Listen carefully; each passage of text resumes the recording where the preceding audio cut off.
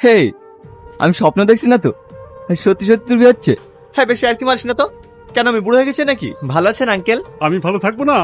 আজকে আমার সবচেয়ে বেশি খুশির দিন।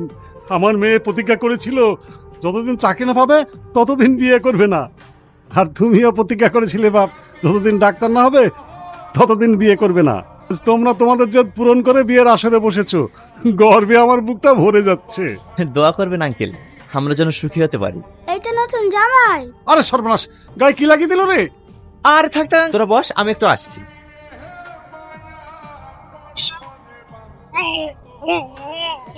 বাপ, ইলিয়াস কোথায়?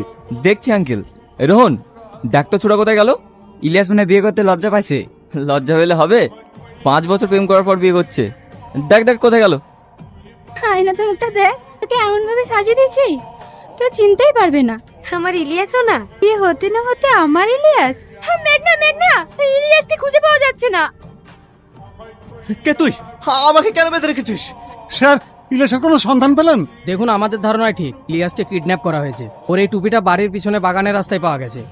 আমার এমন সর্বনাশ কে করলো গো? ও কারোর 10 পয়সাও ক্ষতি করে না, ওর এমন শত্রু কে হলো? শত্রু আছে, কিন্তু ওর না, আমার।